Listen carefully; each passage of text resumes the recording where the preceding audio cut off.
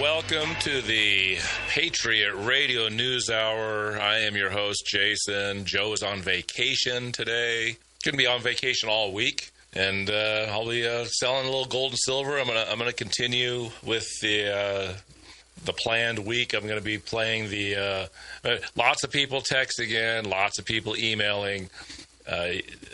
Instead of answering all the texts and emails, I'm going to just keep telling you throughout the broadcast. The piece that I'm playing is the history of central banking and the enslavement of mankind. Stephen Mitford is the author of the book. I actually had a bunch of. I got 20 copies of the book last year when I played this, and I've sold through on those. I'm going to be getting more because I have a feeling people are going to want to get their hands. It's not a hard read. It's not like The Creature from Jekyll Island, which is a thick, solid book. But this one covers a lot of ground. It doesn't give all the details that The Creature from Jekyll Island does about that specific meeting and some central banking history. But this one's good. And so we'll be playing that throughout the broadcast. And first and foremost, I'm going to talk about some silver and gold. We still have that silver special, and I'm going to keep the price where it is today. So if we don't sell through on these today, the price will be going up.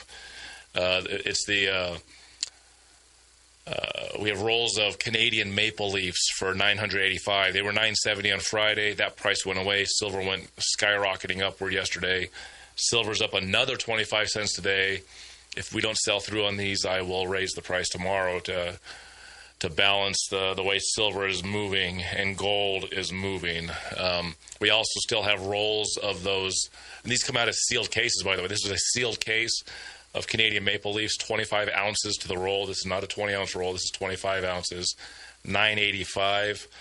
The Silver Eagles, which are also out of sealed cases, we got most of those sold. We still have some of those left. We're at $810 a roll. If you look at the website, and I haven't looked at the website. I know it was $915 yesterday. If that price has been adjusted up, you're more than $100 off of regular price. Those will probably be sold out after today. I would assume. We'll see. And $20 Liberties, we had them for $34.50 yesterday. The gold is now up $32, so I've adjusted that price. $20 Liberties are $34.95. These prices will continue to adjust up all week as long as gold and silver wants to just keep going up all week, which is what has happened. Silver is $39.20. It is moving. If it crosses over 40, watch out. And then if it crosses over 50, it'll be a double watch out. I really see silver to really go crazy, and gold is going to continue to push too. It's getting closer and closer to record highs that was set this year, just a whole month ago, and gold is at $3,429 to the ounce. So it's we got gold in the 3,400s, guys. It's looking like gold wants to push to that 3,500 level and stay there. Silver looking like it's pushing towards 40. We'll see if it tries to come back and then go back up again. But silver's been playing this game where it goes, 2 steps forward, 1 step back, 2 steps forward, 1 step back. And it's got a lot of silver buyers confused as to whether they should buy or sell or hold or whatever. And it's really easy. It's savings. And most people, when they're saving money, they save a little bit every paycheck, right? Well, that's how your gold and silver should be looked at. A little bit every month, Pay yourself first. How many economic advisors say pay yourself first? Well, do it in gold and silver if you don't know where you want to invest it. Obviously, we have an investment you can get into, and that is Texit Coin. I may talk about that a little bit later in the show, but you know how to get a hold of us for Texit Coin. You can also call me down here at the radio station. I'll talk about it. I'll give you a sit-down meeting like I do with gold and silver, so you understand what's going on with it. And if you want to sign up, I'll get you taken care of. It's a very easy process. It's a fast-moving investment. You start to get your payback the first day you're signed up. And just call over to the radio station, call over to Arizona, and get this thing started up for yourself. Great investment. But I highly suggest you jump on the gold and silver before it keeps on going. Jack, let's get this on screen.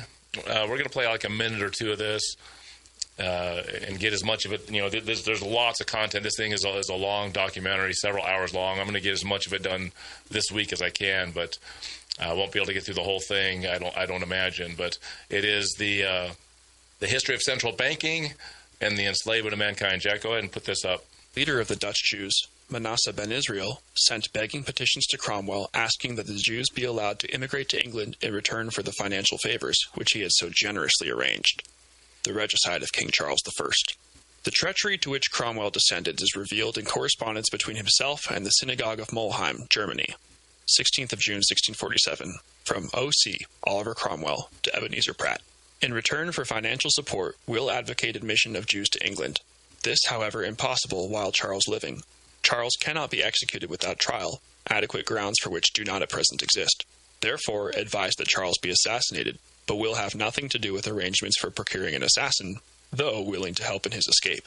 In reply was dispatched the following, 12th of July, 1647. Just get into all the misdoings of the bankers. Yeah, you know what? We need to move our banks into your country, and you need to kill the guy that's that's opposing us. We won't give you the assassin, but we'll help him escape. The bankers, scourge of the earth. We'll be back with more of that. Patriot Radio News Hour here on a Tuesday. The number to call is 800-951-0592. And we got gold and silver racing again today. Silver up a little over 20 cents. It's $39.17. We have gold at $3,428. So get your gold and silver. We have Canadian Maple Leafs at $9.85. If we have those tomorrow, the price will go up if this keeps happening. Rolls of Silver Eagles at $8.10. That price is most definitely going to go up if we sell through on these that we currently have. We also have $20 Liberties at $34.95, which is not very far off from the spot price. So I highly suggest you put your stuff away, get your savings right, get yourself protected from the inflation to come. Call 800-951-0592. Jack, let's go back to this video. It is The History of Central Banking and the Enslavement of Mankind by Stephen Midford Goodson. If you're looking it up, you'll find it. I think it's on YouTube. It's on many places to find it. There's a book that you can get. This is being read directly from the book, from Stephen Goodson's work, and it's really good history on what has gone on the last bunch of centuries, leading us to the situation we are in here in America today. So go ahead, Jack, play this thing. Charles removed and Jews admitted. Assassination too dangerous. Charles will be given an opportunity to escape. His recapture will make trial and execution possible. The support will be liberal, but useless to discuss terms until trial commences. King Charles was staying as a virtual prisoner in Holmby House, Northamptonshire. On the 4th of June, 1647, 500 revolutionaries seized the king, but then allowed him to escape to the Isle of Wight, where he was subsequently arrested. On the 5th of September, 1648, the House of Commons decided that the king's concessions were satisfactory to a settlement. Cromwell then purged the House of Commons with the assistance of Colonel Pride until there was only a rump of 50 members left, who then duly voted that the king be put on trial. Not a single English lawyer was prepared to draw up a charge sheet against the king. Eventually, it was provided by a Dutch Jew, Isaac Dorislaus. The king was forced to participate in a show trial in a high court of justice in which 2/3 of its members were levelers from the army. Charles refused to plead, but was found guilty and executed on the 30th of January, 1649. As the procession approached the scaffold, large numbers of the crowd shouted, "God save the king!" After the deed had been done, there was an enormous groan of anguish. Second Jewish migration. From the 7th to the 18th of December, 1655, Cromwell, who was called the Protector, held a conference in Whitehall, London, in order to obtain approval for the large-scale immigration of Jews. In spite of the conference being packed with Cromwell's supporters, the overwhelming consensus of the delegates, who were mainly priests, lawyers, and merchants, was that the Jews should not be permitted to enter England. In October 1656, the first Jews were surreptitiously allowed to land freely in England, in spite of strong protests having been lodged by the subcommittee of the Council of State, who declared that these Jews would be a grave menace to the state and the Christian religion. The merchants, without exception, spoke against the admission of the Jews. They declared that the proposed immigrants would be morally harmful to the state and that their admission would enrich foreigners at the expense of the English. Cromwell died on the 3rd of September, 1658, and was succeeded by his son, Richard, who ruled for 9 months. Charles I's son, Charles II, 1660 to 1685, succeeded his executed father. Although he would be the last English monarch to issue money, banknotes, in his own right, he made two fatal errors of governance. On the 1st of August 1663, he passed the euphemistically sounding Act for the Encouragement of Trade, which enabled the export of all foreign coins or bullion or gold or silver, free of interdict, regulation, or duties of any kind. During the debate on the bill, the Earl of Anglesey presciently observed that it is dangerous to the peace of the kingdom when it shall be in the power of half a dozen or half a score of rich, discontented, or factious persons to make a bank and accumulation of our own coin and bullion beyond the seas and leave us in want of money when it shall not, no longer, be in the king's power to prevent it. 3 years later, by means of an Act for the Encouragement of Coinage, he permitted private persons, i.e., bankers and goldsmiths, to mint the coins of the realm at the royal mint and thereby acquire the considerable benefits of the seigniorage, the difference between the face value of coins and their production costs, income for their own private account. Furthermore, it enabled them to increase or diminish the supply of money in circulation and to raise or lower prices at will to the great detriment of the general population. His brother, James II, 1685 to 1688, reign only lasted 3 years. He was a victim of unscrupulous pamphleteering and propaganda, which emanated mainly from Holland. A military expedition undertaken by Prince William of Orange eventually dethroned him. Although James's army was numerically superior, he was discouraged from attacking after John Churchill, 1st Duke of Marlborough, suddenly deserted him. According to the Jewish Encyclopedia, Churchill subsequently received an annual stipend of £6,000 for the Dutch Jew Solomon de Medina in payment for his treasonous conduct. These vast sums of blood money enabled Churchill to proceed with the construction of Blenheim Palace, which was completed at his death in 1722. William of Orange's military campaign, like that of the other William the Conqueror in 1066, was financed by Jewish bankers. In return for their support, William III, 1689 to 1702, would surrender the royal prerogative of issuing England's money free of debt and interest to a consortium known as the Governor and Company of the Bank of England. A. N. Field, in All These Things, summarizes these epical events known as the Glorious Revolution of 1688, but which was in effect the infamous revolution, as follows. 33 years after Cromwell had let the Jews into Britain, a Dutch prince arrived from Amsterdam surrounded by a whole swarm of Jews from that financial center. Driving his royal father-in-law, James II, out of the kingdom, he graciously consented to ascend the throne of Britain. A very natural result following on this event was the inauguration of the national debt by the establishment 6 years later of the Bank of England for the purpose of lending money to the crown. Britain had paid her way as she went until the Jews arrived. The pawnshop was then opened, and the resulting situation in which the nation finds itself today could not be better described than in the words put by Shakespeare with prophetic vision in the mouth of the dying John of Gaunt. This land of such dear souls, this dear, dear land, dear for her reputation through the world, is now leased out, I die pronouncing it, like to a tenement or pelting farm. England, bound in with the triumphant sea, whose rocky shore beats back the envious siege of watery Neptune, is now bound in with shame, with inky blots and rotten parchment bonds. That England, that was wont to conquer others, hath made a shameful conquest of itself. Richard II, Act 2, Scene 1. The history of the second Jewish settlement in Britain is one long trail of parchment bonds shackling the nation in debt. Every step of the ascent of the Jew in the nation's affairs has been marked by the increase and multiplication of debt. Establishment of the Bank of England.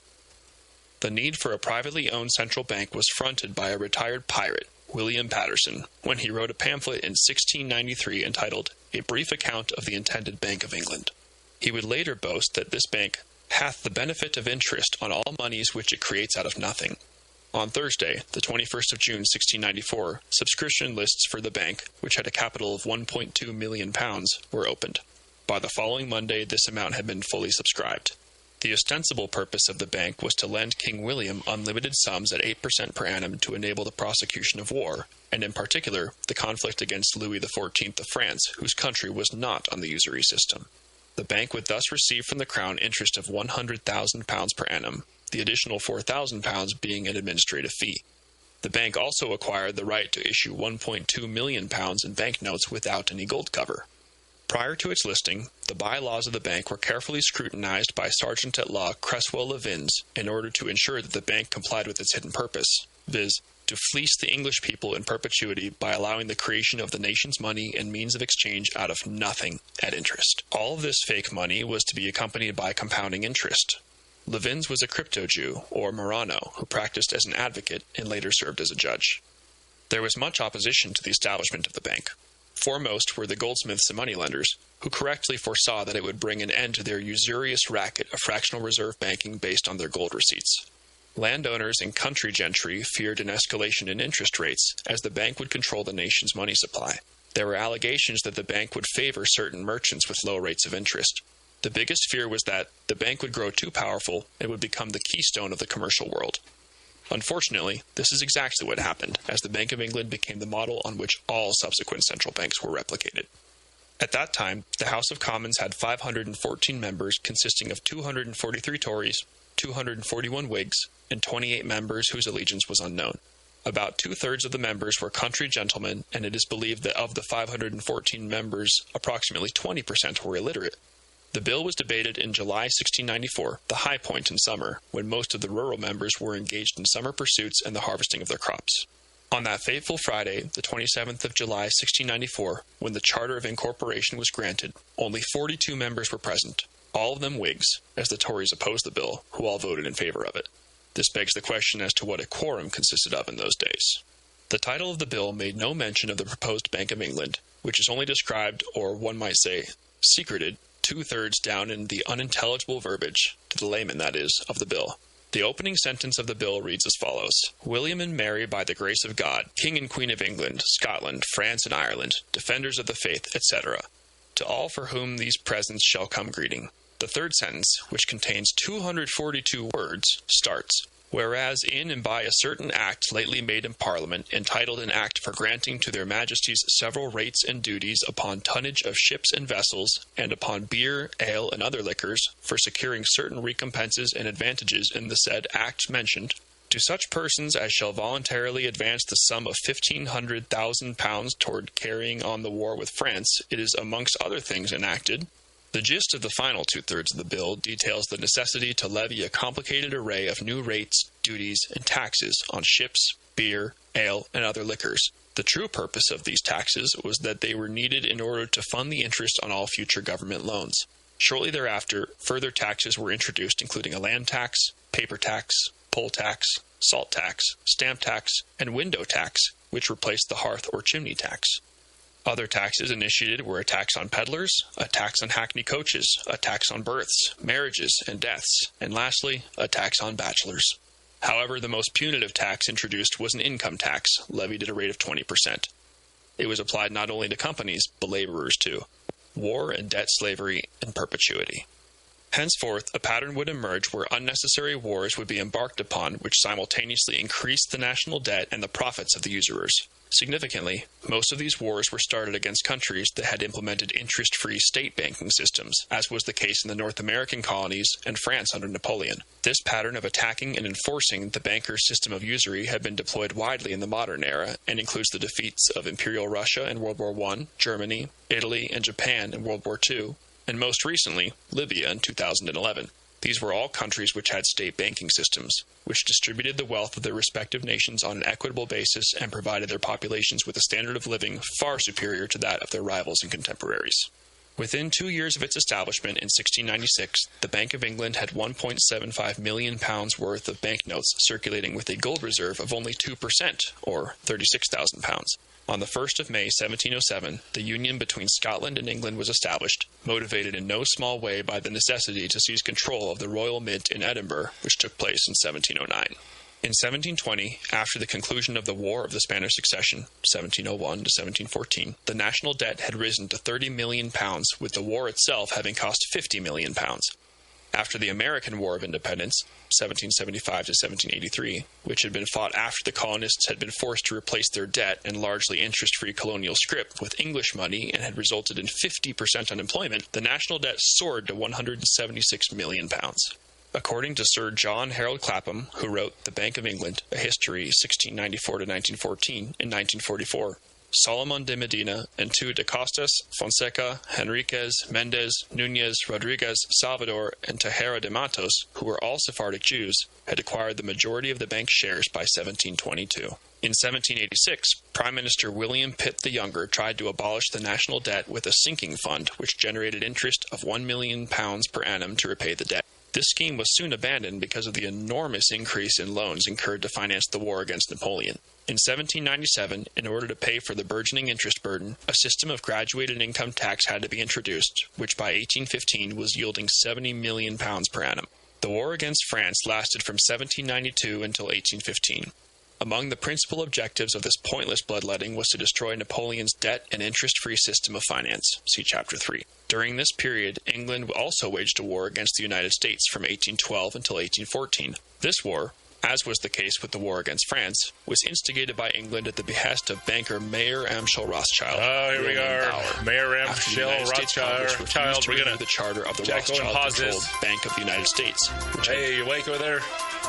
We're going to do a little more of this on the other side. We're getting into the part that most of you guys have some knowledge about, which is we're getting into the Rothschilds. Yes, ma'am. Welcome back. The Patriot Radio News Hour. The number to call is 800-951-0592. Gold and silver are racing. Let's do another update, see if those prices are still climbing or if they've settled. It looks like they're trying to settle here. We got gold at $3,428, so it's up at just under $30.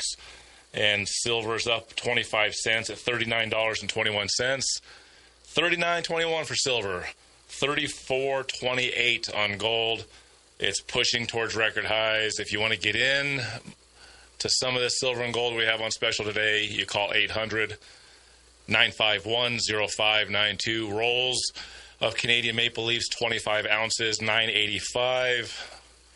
Rolls of Silver Eagles, $810. These are both as low as you're going to see. I would imagine by tomorrow these prices will start reflecting the higher price of gold and silver a little more honestly. And so you got an opportunity to call in today, 800-951-0592. We're playing the ugly history of central banking and the enslavement of mankind. This is a book that was written by Stephen Mitford Goodson. You can find it, I think, on most streaming services like YouTube. We play here at the radio station on Sundays. I think it's either midnight to 4 a.m., I think is when it plays. It's not in the best time frame, but if you go to our YouTube channel, the Patriot Trading Group YouTube channel, we post our live videos after they're live. You know, you can hear us live, but you can't see us live yet. We're not live streaming the Patriot Radio News Hour, but I'm putting all of the text and pictures and things that are a part of the video. You can go there, and you got yesterday's show, and then you'll have this show a few hours from now. So, Jack, let's get in. We're doing the Rothschilds. We're getting deep into the 1700s and, well, where America and World War II and all that heads. Let's play some more. In the Central Bank of America from 1791 until 1811.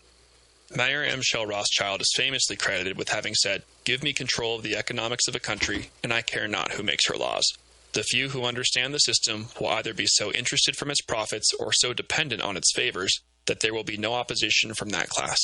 British Prime Minister Spencer Perceval, 1809 to 1812, tried to stop this completely feudal war, but was assassinated on the 11th of May 1812 in the lobby of the House of Commons by John Bellingham, a political radical who had been set up by Rothschild. By 1815, the national debt had ballooned to £885 million. This completely unnecessary war resulted in approximately 3 million military personnel and at least 1 million civilians losing their lives. In order to destroy Napoleon's state bank, it cost the deluded British public a staggering £831 million, of which over £2.5 billion were still outstanding in 1914. The principal of £504 million had over the intervening period increased fivefold as a result of the compounding effect of interest. An astute agrarian and parliamentarian, William Cobbett, 1763 to 1835, at that time perceived what was afoot and wrote as follows. "I set to read the Act of Parliament by which the Bank of England was created. The investors knew what they were about. Their design was to mortgage by degrees the whole country, lands, houses, property, labor.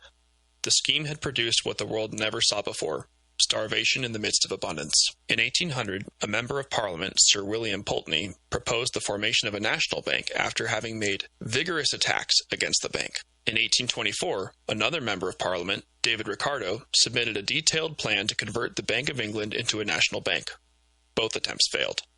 The affairs of the Bank of England remained secret, and it was not until 1833, 139 years later that a sanitized version of its accounts were presented to Parliament by means of the Act of 1833.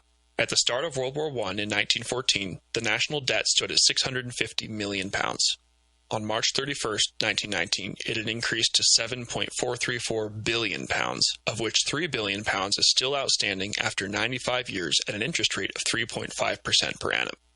In the 1919 budget, 40% of expenditure was allocated to the payment of interest.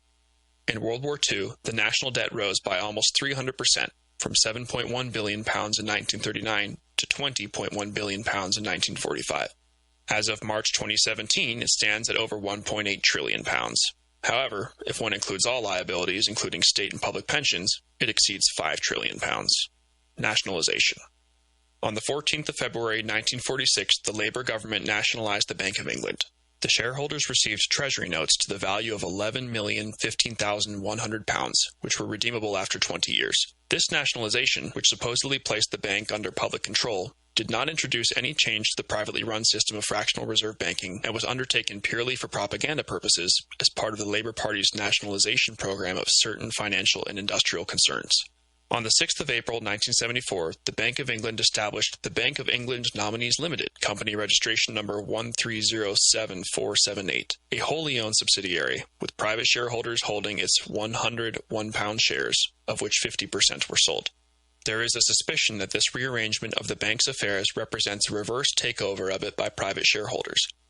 In view of the fact that certain aspects of the Bank of England's operations are protected by its Royal Charter, Section 27(9) of the Companies Act of 1976, and the Official Secrets Act of 1989, and are therefore not subject to public and parliamentary scrutiny, there may well be substance to this allegation.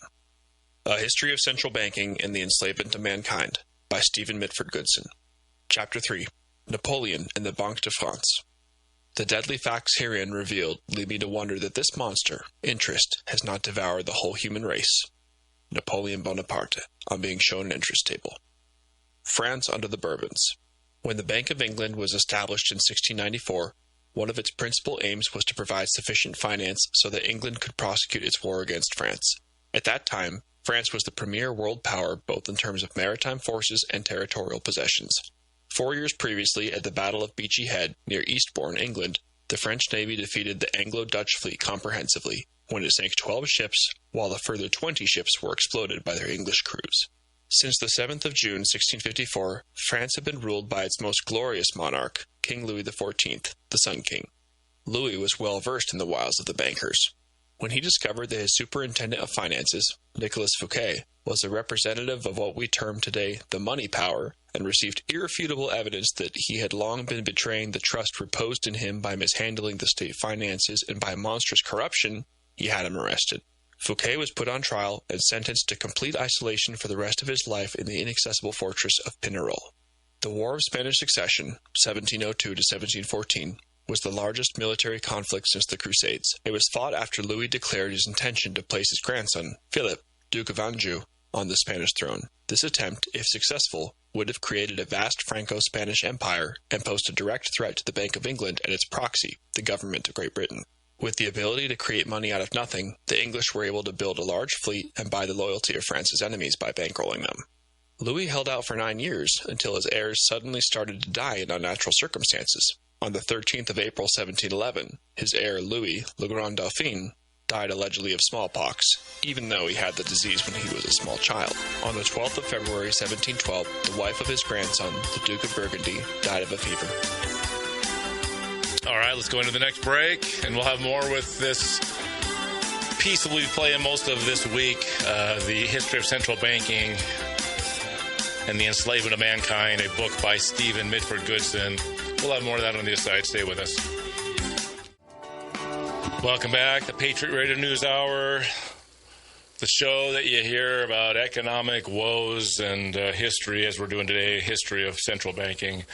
To buy gold and silver, to protect yourself from the inflated games of the bankers, your safe place for savings, that number is 800-951-0592. That number again, I think everyone should load this number into their phone. You should load this number into your phone. You put Patriot Trading Group or PTG so you can quickly get to it. You always know where it is, Patriot Trading Group, Put it in your phone. Just we should be your gold go-to, and you shouldn't have to be. Anytime you want to get a special, having to be look around for it on your or try to remember the phone number and type it in. You should just go right to Patriot Trading Group. This number should be listed as one of your contacts. The number is 800-951-0592. We still have rolls of Canadian maple leaves, 25 ounces of the roll, way underpriced, $9.85 per roll. And we still have some of those silver eagles that came out of the sealed cases. Those are $810 a roll. We have $20 liberties. Gold's moving. It's moved a little bit both the last 2 days, so has silver. We have $20 liberties at $34.95. I suggest if you've got it and you're thinking or you're trying to figure out your next purchase, this would be a good time to do it because it sure looks like we're racing towards record highs again. 800-951-0592. Jack, let's put this in. The History of Central Banking and the Enslavement of Mankind by Stephen Mitford Goodson, a book that he wrote. And one of his fans put this YouTube piece together to put it out there for people to see with pictures, and it's got the words and all kinds of extra stuff to look at if you want to watch the vids. But here we go, Jack. Go ahead. Let's hear more. A few days later, her husband was covered in spots, and he died on the 18th of February, 1712. Oh, yeah, they're poisoning and killing the kings against the system now. A few weeks later, the king's two great-grandsons fell ill with scarlet fever. The 5-year-old Duke of Brittany died on the 18th of March, 1712. The 3-year-old brother, the Duke of Anjou, survived, miraculously, after the king ordered his isolation and treatment with an antidote. As a result of these tragedies, the king was persuaded to cease hostilities and commence negotiations. At Utrecht, a treaty was signed in March and April 1713, which allowed France to retain largely its pre-war boundaries. Thereafter, the heirs to the French throne stopped dying, although this did not prevent the other grandson of Louis, the Duke of Berry, who was the regent of the future Louis XV, dying in an unusual riding accident. A broken man, the Sun King died of natural causes on the 1st of September, 1715. The ability of the English to command vast sums of money had not gone unnoticed by the French, who realized that the war had not been won because of a deficiency in financial credit. On the 1st of May, 1716, a Scotsman, John Law, received a patent to open a private bank, the Banque Générale, which was patterned on the Bank of England and which was entitled to issue banknotes and exchange them for gold. The regent of Louis XV, Philippe II, Duke of Orleans, realized that this bank could provide government with a means of financing its expenditures, and in 1718, France's first central bank came into existence and was renamed the Banque Royale. The adoption of the Bank of England paradigm of creating money ex nihilo soon enabled the French economy to recover and flourish. However, this period of prosperity was of short duration. In January 1720, the French government received a record-breaking loan of 100 million livres. The following month, news spread suddenly that the bank was experiencing difficulty in exchanging its banknotes for gold coins, and an atrocious panic ensued. The source of these rumors is not clear, but the most likely suspect would have been the Bank of England, which wished to destroy its dangerous rival. Various attempts were made to shore up the Banque Royale. A decree of the 11th of March, 1720... This is the same thing that happened with the Federal Reserve Bank. Getting control in 1913 and doing the same thing to America. A decree was announced on the 22nd of May, 1720, which reduced the value of the banknotes by 50%. A third decree of the 10th of October, 1720, stated that on the 1st of November, banknotes would no longer be used and that they were to be exchanged for state bonds with a further reduction of 50% in their value. In November 1720, the Banque Royale declared itself bankrupt, and its founder and controller general of finances, John Law, fled the country the following month. For the Bank of England and its Jewish stockholders, the demise of the Banque Royale was an unmitigated triumph. Napoleon, the monetary reformer. Napoleon, who was Emperor of France from 1804 to 1815, was very mindful of the fact that here money comes always Napoleon, remains but in pause it, hiding Jack, and real only quick. acts through agents who are... So here you have the central bank in France. Now it's doing its dirty deeds. And then you have someone rising up, kind of like an Andrew Jackson of their country, and that's Napoleon, who's kind of vilified in history. But, Jack, let's play some more of this. Let's hear what Napoleon was up to, what he was trying to do. Often unaware of the aims that they are pursuing. He realized that international money stood behind every foreign enemy, every monarch, and every political party, including the Jacobins, stating on one occasion that the hand that gives is above the hand that takes. Money has no motherland.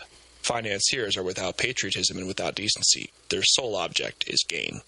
He had very clear ideas as to how he wished the French economy to be run. He defined his system as being for the application of the resources of government, including finances, for the benefit and use of his people for the greater glory of God.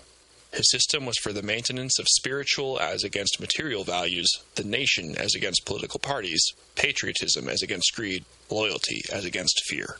The bedrock of the economy was to be agriculture, for that is the soul of the people, the foundations of the kingdom.